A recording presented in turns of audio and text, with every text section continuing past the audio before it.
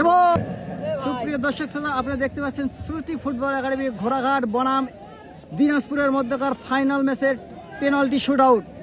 এই মুহূর্তে ঘোড়াঘাটের পক্ষে প্রথম শট নিতে আসছেন যুবরাজ আহাদ।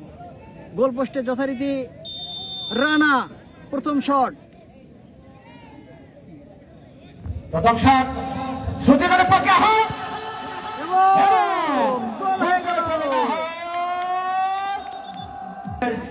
নন্দিত মধ্যমাঠের দিনাজপুরের পক্ষে লুইস প্রথম শট নিতে আসছেন রাহুল এবং রাহুল গোলপোস্টে।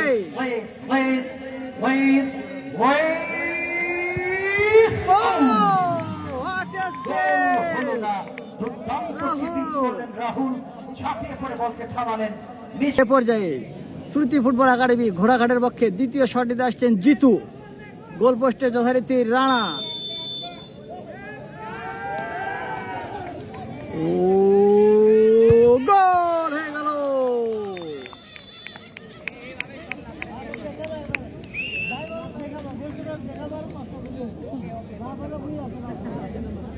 এ পর্যায়ে দিনাজপুরের পক্ষে দ্বিতীয় শট নিতে আসছেন রিপন। গোলপোস্টে যথারীতি রাহুল।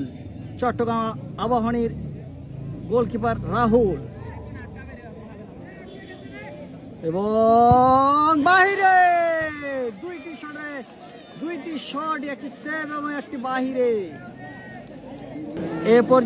এ পর্যায়ে শ্রুতি ফুটবল একাডেমি ঘোড়াঘাটের পক্ষে 3 নম্বর শট এবং শট নিতে আসছেন দুর্গা। পোস্টে যথারীতি রানা এবং গোল।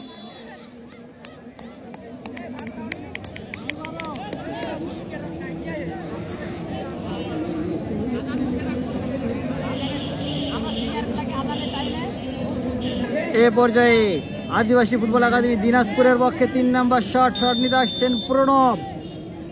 পোস্টে যথারীতি রাহুল এবং এটিও সেভ, হোয়াট এ সেভ।